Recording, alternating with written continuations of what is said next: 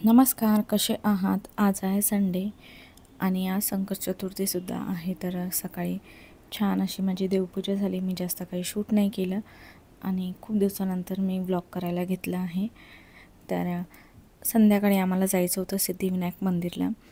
कारण असा काही विचार नव्हता केला की जाऊन यावं, म्हणून सहज असं वाटलं संध्याकाळी जाऊन येऊया.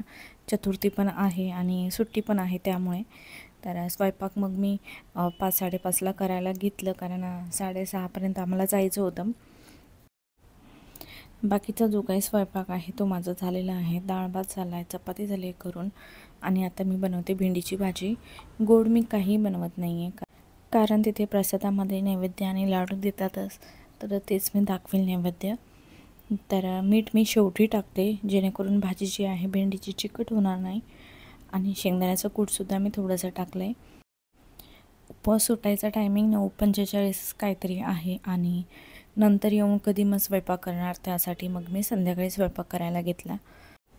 जर आधीच प्लॅन केला असताना तर आम्ही सकाळी लवकर जाऊन दर्शन करून घेतलं असतं. आता माहिती नाही किती गर्दी असेल तिथे. तर बाकी सगळा स्वयंपाक मी पटकन करून घेते आणि मग नंतर आम्ही निघतो.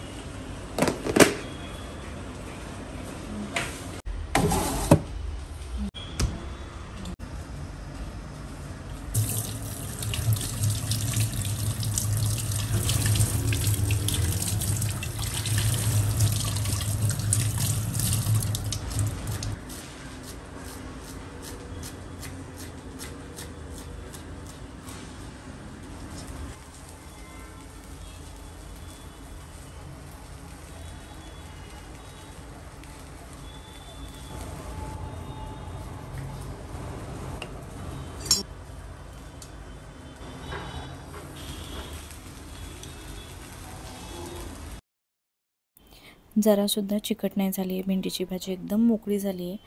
आणि आता मी दूध गरम करायला ठेवते आणि चहा बनवते आमच्यासाठी.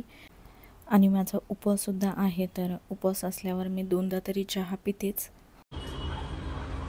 एक खातोय उमा, एकच भेंडीचा तुकडा खातोय. येस.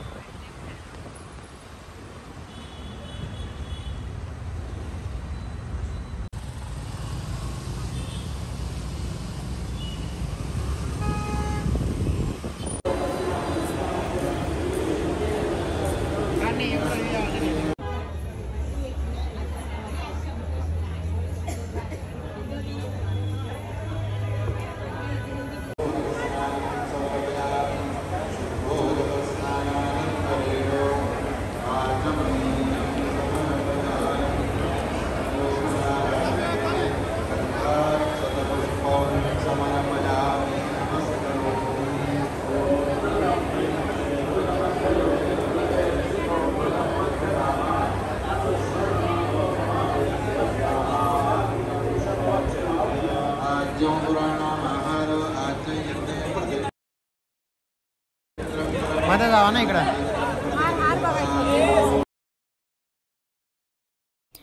सिद्धिविनायक मंदिरला आम्ही नेहमी येत असतो, पण जेव्हा पण मी येते ना तेव्हा काही ना काहीतरी घेऊन जाते. रिकामे हात मी कधीच घरी जात नाही. तर देवांसाठी मला खूप छान वाटतं, शॉपिंग करायला मला आवडतं. हे वेगळं काय भेटतं मी बघत असते नेहमी. तर लास्ट टाईम मी आसन घेतले होते, तर यावेळेस मला मोत्यांचे छोटेवाले हार पाहिजे होते, जे माझ्याकडे आहे घरी, पण ते थोडे खराब होत आलेत थोड्या मोठ्या साईजमध्ये. तर तसे तर मला नाही मिळाले, पण खूप प्रकारचे होते तिथे. तर मला ते मोत्यांचेच आवडतात. फुलांचे जे आहेत ना, प्लास्टिकच्या फुलांचे, ते मला तेवढे नाही आवडत मंदिरात. त्यामुळे मी नेहमी असेच हार घेते, जे दिसायलासुद्धा सुंदर दिसतात.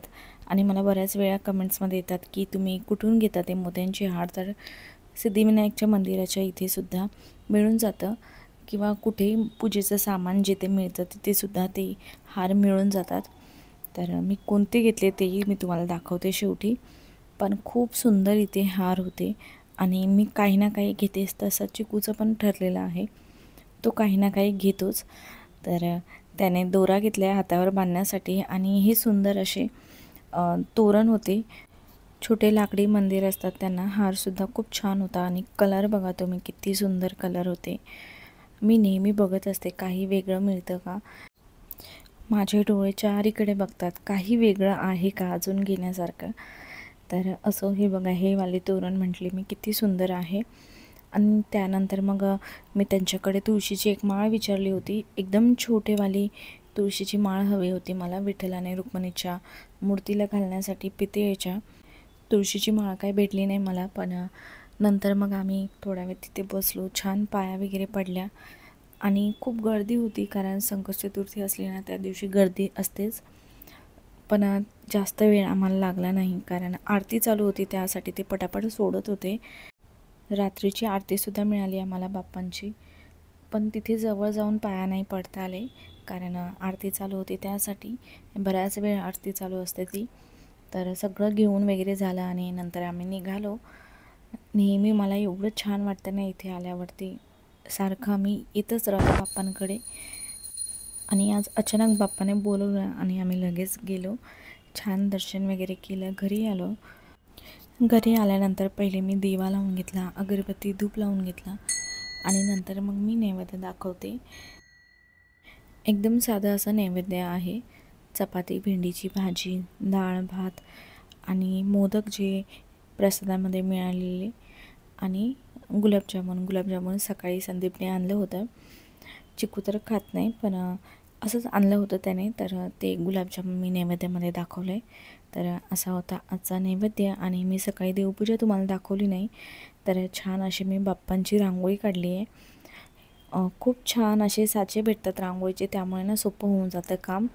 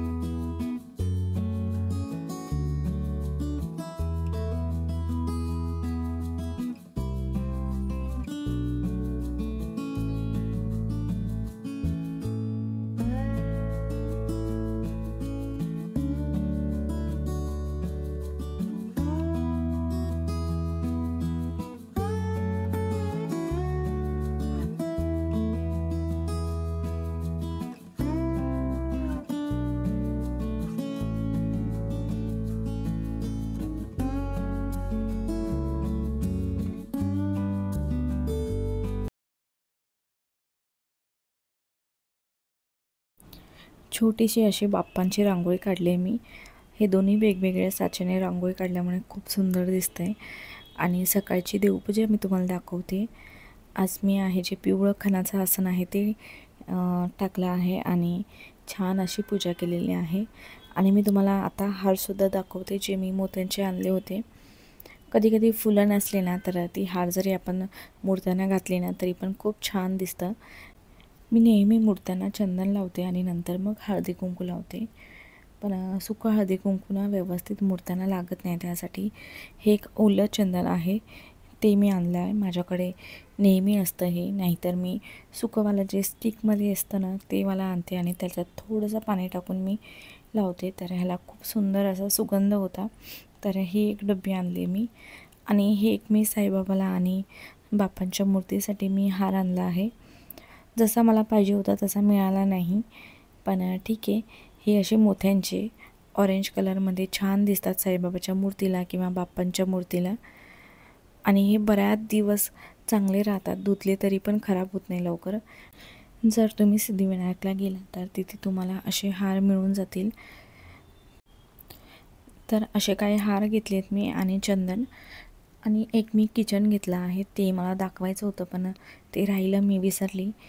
तर बस एवढंच घेतलं आहे. कसा वाटला आजचा व्हिडिओ भेटूया अजून एका नवीन व्हिडिओमध्ये. तोपर्यंत बाय.